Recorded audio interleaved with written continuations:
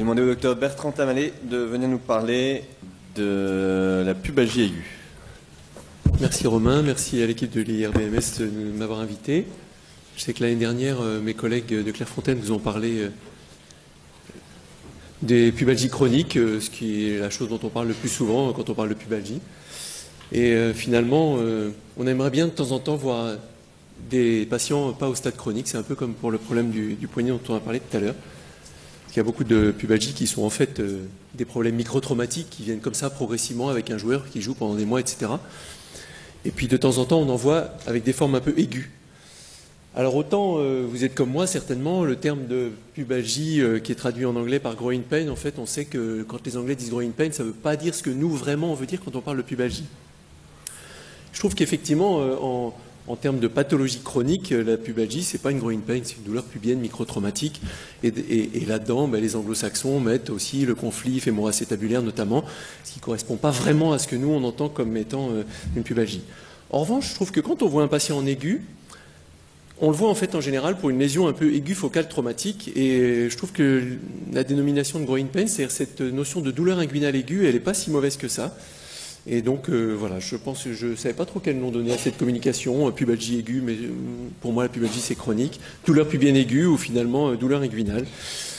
Voilà, donc pour appréhender cette douleur chronique que vous connaissez la pubalgie, vous savez que c'est une douleur chronique multifactorielle, donc il y a plein de composantes qui ont été bien répertoriées depuis longtemps et puis remis de manière assez formelle par la conférence de consensus de Doha avec les adducteurs, la symphyse pubienne, la pathologie neuropathique, le canal inguinal. Et en fait, quand on est en face à une pathologie aiguë de type pubalgie aiguë, eh bien, il faut aussi se repencher sur l'anatomie et savoir, ok, il y a une lésion aiguë douloureuse au niveau de cette région-là du pubis. Qu'est-ce que je vais chercher? Qu'est-ce que je vais chercher? Est-ce que ça va être une lésion de l'insertion des adducteurs? Est-ce que ça va être une lésion de la symphyse pubienne? Est-ce que c'est une lésion du bas des abdominaux? Mais cette anatomie, c'est formidable de voir qu'elle évolue toujours. C'est-à-dire qu'on sait depuis toujours que la pubalgie, c'est une pathologie de carrefour avec une interaction entre les adducteurs et les droits de l'abdomen. Et puis plus récemment, il y a même des anatomistes et des chirurgiens qui ont mis en évidence cette continuité de fibres ligamentaires, en tout cas le bas des droits de l'abdomen, en continuité avec le haut des fibres du lone adducteur et du gracilis. Mais ça évolue encore puisque récemment, on s'est aperçu que finalement, ce n'était pas tant le bas du droit de l'abdomen qui arrivait sur la symphyse, parce que lui, il arrive un petit peu plus en arrière. C'est finalement un tout petit muscle qui s'appelle le pyramidal du bassin, et notamment ce sont les travaux de Childers qui ont mis ça en évidence. Alors voilà, ici, donc un tout petit muscle qui vient vers le bas et qui est le seul qui s'insère finalement à la partie antérieure de la symphyse pubienne, et c'est lui qui est en continuité avec cette aponévrose pubienne antérieure qui elle-même est en continuité avec l'anthèse du lone adducteur. Il lui a donné le joli mot de plaque concept pour dire voilà, il y a une continuité entre le pyramidal, le ligament pubien antérieur, ou pour certains aponévrose pubienne antérieure, et l'adducteur et le lone adducteur. Et ça, c'est pas inintéressant parce que en traumatologie, eh bien, vous aurez à regarder ces trois éléments. Et même encore des travaux qui continuent avec De Meissner qui montrent ce rapport entre cette aponévrose pubienne antérieure, il y a même un faisceau postérieur qui passe derrière le pyramidal. Voilà, une vue un peu plus grosse grâce à l'article de Childers très bien fait sur des constatations anatomiques, mais avec des conséquences concrètes, puisque aujourd'hui certains chirurgiens vont aller travailler spécifiquement là-dessus. Et puis dans la douleur inguinale aiguë, même si les symptômes, vous me l'accorderez, sont quand même vraiment pas tout à fait les mêmes, il ne faut pas oublier la hanche, les lésions osseuses du droit fémoral, que ce soit chez l'adulte, les lésions tendineuses, ou chez les ados, les arrachements apophysaires. Et puis, évidemment, aussi ces lésions du bourrelet qui nous embêtent parce que c'est parfois un diagnostic différentiel, mais on sait aussi que c'est parfois des lésions associées. Et on peut, notamment dans la pubalgie chronique, avoir tout à la fois une vraie pubalgie au sens adducteur et à la fois une vraie lésion du bourrelet ou un conflit fémoro-acétabulaire. Alors, qu'est-ce que ça change d'évaluer une pubalgie en aigu par rapport à évaluer une pubalgie en chronique? Moi, je trouve que c'est plus facile, parce qu'en général, déjà, on n'est pas parasité, c'est en général une douleur unilatérale aiguë. Les signes cliniques sont plus faciles à individualiser. Vous savez que dans la pubalgie chronique, on peut très bien avoir une douleur des deux adducteurs alors que le patient n'a qu'une arthropathie symphysaire. En fait, il n'a pas de pathologie adducteur. Alors que là, s'il a mal aux adducteurs, vous savez que ce sont les adducteurs. Par contre, méfiez-vous. Vous pouvez très bien, en testant les adducteurs, avoir déjà des signes abdominaux. Et ça ne veut pas forcément dire qu'il a les trois à la fois, et ça peut simplement peut-être vouloir dire qu'il n'a qu'une lésion abdominale, mais que vous avez mis en tension par le testing des adducteurs. Donc, comme je disais, moins de parasites, et puis vous n'avez pas les pubalgies de nature neuropathique qui nous posent vraiment parfois problème en termes de diagnostic ou de lésions soit différentielles, soit associées. Et puis méfiez-vous, les pubalgies dites aiguës sont en fait des joueurs, quand vous leur posez la question, en fait ça faisait 3 mois qu'il avait mal. Donc on était bien dans le cadre d'une pubalgie chronique qui s'acutise et avec une lésion aiguë, mais sur un fond chronique et une symphyse déjà fortement inflammatoire par exemple. Alors dans ces lésions que vous pouvez voir en aigu, il y a la plus connue et la plus bruyante, c'est la désinsertion du tendon du lone adducteur. Là aussi, ça peut être un tableau chronique avec cette fameuse histoire du joueur qui avait mal depuis des mois et puis il se fait sa petite désinsertion aiguë et puis on va s'apercevoir que depuis il va plutôt mieux. En général, dans la désinsertion du lésion du lone adducteur, c'est un tableau assez bruyant, il a une vraie douleur, que ce soit au testing, il est un peu faible, il a une douleur à la palpation de l'anthèse, l'échographie est positive. Et là, on peut se poser la question, est-ce que c'est vraiment intéressant de faire l'IRM parce qu'on a ce tableau vraiment aigu? Eh bien, il n'y a pas beaucoup d'articles là-dessus et je vous invite à voir les travaux de ce gars-là qui s'appelle Cerner, qui a fait sa thèse sur les lésions pubiennes aiguës avec une quantité importante de patients évalués avec une IRM dans les 7 premiers jours d'une douleur pubienne aiguë. Il en a fait une thèse et différents articles, c'est hyper intéressant. Et lui, il montre que finalement, quand on a une lésion aiguë des adducteurs, et bien dans 25%, on n'a pas que le lone adducteur. On peut avoir du court adducteur, et puis on peut avoir des lésions même de l'obturateur autour. Donc c'est assez intéressant. Si ça doit changer votre traitement, toujours on se pose des questions. Je prescris une IRM, mais qu'est-ce que je vais en faire une fois que j'aurai le résultat? Donc ça nous donne des images très variables, à la fois par exemple des petites images comme ça, avec, vous voyez, le tendon de lone adducteur et ce petit décollement entre le tendon et la partie osseuse. Ici, la même image vue en T1. Une image, un petit peu plus importante ici, de décollement. Une image encore un tout petit peu plus importante.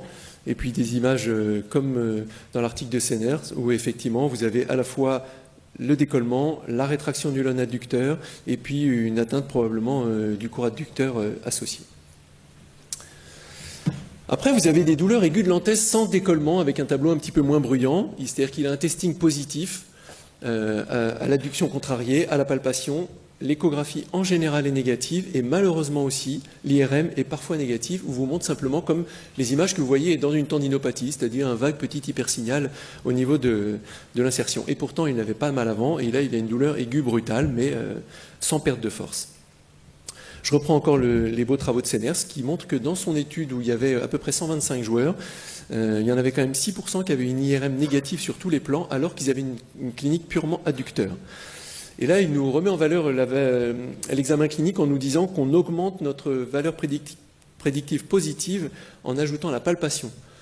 C'est vrai que dans la pubalgie chronique, la palpation de l'anthèse, c'est pas forcément hyper probant parce que de toute façon, ça fait longtemps qu'ils ont mal, donc la palpation est douloureuse, ils ont mal des deux côtés, alors que là, vous avez une douleur unilatérale aiguë.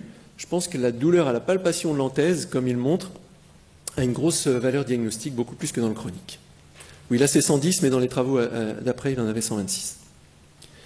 Et on a des tableaux, alors j'ai eu beaucoup de mal à trouver des images, en tout cas j'en avais pas dans ma collection personnelle, donc je me suis encore servi de ce que je voyais là. Donc ça c'est une coupe sagittale qui montre ce bas du droit de l'abdomen ou du pyramidal qui arrive ici, et puis l'aponévrose pubienne antérieure, et là ce petit décollement. Et puis c'est plus facile de trouver ce genre d'image, mais dans de la pathologie chronique, donc j'ai un tout petit peu triché, ce sont des images de pathologie chronique, mais vous voyez, ce sont ces petites images de lésions aiguës de l'anthèse.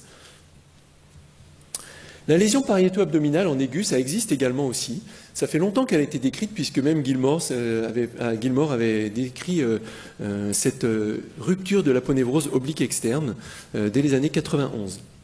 Et puis, il y a des études plus récentes où ils ont montré qu'il pouvait y avoir même des désinsertions à minima du ligament inguinal, où on peut aussi avoir des désinsertions donc du bas des grands droits, mais en fait c'est pas le bas des grands droits qui, comme le long adducteur va remonter, va se rétracter, il va simplement entraîner la rupture de cette aponévrose pubienne antérieure. Et c'est celle-là qui nous embête le plus parce que quand on a un patient comme ça en aigu, ça sent le patient qui va passer en phase chronique dans pas longtemps. Donc à la clinique, il a ces douleurs à l'insertion supérieure. Vous suivez le bord latéral des grands droits et vous allez jusqu'au pubis, là où ça va se rejoindre avec le tendon conjoint des obliques. Vous avez un squeeze test, un test des adducteurs genoux tendus, hanches tendues, qui va vous déclencher la douleur abdominale et non pas la douleur adducteur. Alors qu'en chronique, ça va tout déclencher, abdos et adducteurs. Et puis vous avez curieusement parfois un testing des abdominaux complètement négatif, comme dans la pubalgie abdominale chronique. C'est-à-dire vous testez en droit, en direct, en oblique. À la limite, si vous lui mettez en position de gainage, vous avez des chances que ça lui fasse mal. Et parfois, la manœuvre de Valsalva est douloureuse. Donc n'oubliez pas de palper ces patients-là et de les palper le long des abdos, mais de palper finalement la face antérieure de cette branche pubienne que vous avez. Et si vous avez une douleur en plein sur la partie latérale de la symphyse, c'est qu'en aigu, vous avez une lésion de l'aponévrose pubienne, puisqu'il est en aigu et qu'il n'a pas encore la possibilité d'avoir une douleur comme les chroniques, avec une douleur d'œdème osseux en fait. En IRM, dans l'étude de Cerner, 50% des patients qui avaient ces symptômes-là avaient une imagerie négative IRM inclus. Donc c'est un diagnostic clinique finalement. J'ai retrouvé quelques petites images. Alors ici, cette image un peu caricaturale qu'on ne voit jamais, en fait, c'est cette espèce d'arrachement du bas des grands droits. Il a été souvent décrit, mais en fait, à travers les articles ou dans ma collection personnelle, j'en ai pas vu, ces petits arrachements osseux ici. Et puis par contre, ces images qu'on voit en IRM, quand on les cherche, là, elle est un peu grossie, mais il y a des images beaucoup moins importantes parfois. Donc là, en coupe sagittale, l'hypersignal en avant, tout en avant de la symphyse pubienne, du bas des abdominaux et du haut de l'adducteur. Et puis ici, sur des coupes axiales, c'est ce petit lésion de l'aponévrose pubienne antérieure. On peut avoir un diagnostic de tendon fléchisseur, le droit fémoral, ça en général, vous n'allez pas confondre avec le reste, c'est un testing vraiment spécifique. Le psoas nous embête un peu plus parce que, comme vous le savez, dans les douleurs aiguës de ce carrefour-là, il y a souvent une douleur du psoas, mais qui peut tout à fait être une douleur réactionnelle. Et on est d'autant plus embêté que l'imagerie en aigu du psoas, elle n'est pas toujours positive. Et si vous êtes échographiste, il faut être quand même assez bon échographiste pour voir les lésions aiguës du psoas. Et donc on va assez vite à l'IRM, et même avec l'IRM, on n'a pas toujours une imagerie positive. Mais alors, si l'imagerie n'est pas positive avec l'IRM sur un psoas, qu'est-ce qu'on se dit? C'est que je me suis trompé de diagnostic, et c'était juste un psoas réactionnel. Peut-être. Alors là, on est dans le cas où est-ce que c'est la clinique qui se trompe, ou est-ce que c'est l'IRM qui n'est pas assez sensible? Le droit fémoral, donc je vous ai remis ce petit testing, vous allez me dire c'est absolument pas spécifique, sauf que si vous avez combiné avec un testing de psoas négatif et qu'il n'y a que celui-là qui est positif, ça a de la valeur. Mais il faut que son testing de psoas soit négatif. Donc c'est le testing du droit fémoral dans sa fonction de fléchisseur de hanche. L'échographie dans le droit fémoral, elle est assez rentable, sauf quand vous avez des lésions du tendon indirect, donc qui va aller sur le bord supérieur du labrum, qui est extrêmement difficile, sauf un échographiste très entraîné, et donc on va assez vite à l'IRM là-dessus. Le psoas, donc comme je vous le disais, IRM parfois aussi négative, c'est plutôt une lésion de la jonction myotendineuse, mais on sort un petit peu, on est quand même plus latéral que sur les lésions de pubis. Mais si vous faites un testing des adducteurs, il peut avoir cette espèce de douleur par cocontraction. La coxofémorale, comme je l'ai dit, il peut y avoir des douleurs articulaires aiguës. Elles sont quand même plutôt rares avec des mécanismes d'hyperextension ou de rotation, mais je ne vais pas m'appesantir là-dessus. Donc, encore une fois, ce problème, quel est le gold standard de l'imagerie dans la douleur pubienne aiguë? Aujourd'hui, c'est quand même encore l'IRM, sauf si votre échographie est évidente, mais en général, quand l'échographie vous donne une lésion évidente, c'est que déjà cliniquement, vous étiez bien avancé sur le diagnostic. Particularité de l'adolescence, c'est ces arrangements apophysaires, mais quand on regarde bien, en fait, il n'y a pas, et j'ai fait un peu le tour du sujet, il n'y a pas d'arrachement du noyau apophysaire du lone adducteur. Il y a bien un noyau apophysaire au niveau de la symphyse, mais en réalité, c'est un noyau apophysaire qui est sous le fibrocartilage de la symphyse. Donc ça se voit pas mal en chronique, et quand on dit le jeune, ça veut dire que jusqu'à 20 ans, on peut très bien avoir des jeunes qui n'ont pas cette fusion du noyau symphysaire avec la symphyse, et qui peuvent avoir une espèce de douleur chronique, mais on ne voit pas de tableau d'arrachement apophysaire de cet endroit-là, parce qu'en fait, c'est un noyau apophysaire qui est sous le fibrocartilage et qui ne correspond pas à une insertion tendineuse. Alors, la prise en charge initiale, qu'est-ce qu'on fait devant cette douleur pubienne aiguë? Je crois qu'on a tous le souci d'éviter le passage à la chronicité parce que vous connaissez comme moi les difficultés à soigner les pubalgies chroniques. Alors, mais est-ce que c'est possible, devant un tableau aigu, d'éviter le passage à la chronicité? C'est-à-dire, on est évidemment toujours se dire, bon, c'est une lésion tendineuse, elle n'est pas trop grave, on va essayer de le faire reprendre le plus vite possible, et dans l'autre main, s'il reprend trop vite, qu'il rechute, il passe à la phase chronique, ce d'autant qu'il a peut-être cette petite lésion adducteur, mais qui va filer un peu dans l'aponévrose de l'oblique externe, ou dans le reste de la paroi, et donc devenir une pubalgie adducteur et pariétale à la fois. Donc, la désinsertion du land adducteur, la plupart des auteurs et la plupart des pays font des traitements fonctionnels, même si des équipes ont décrit des traitements de réinsertion du tendon du land adducteur, mais avec des résultats fonctionnels pas forcément meilleurs, en tout cas moins rapides.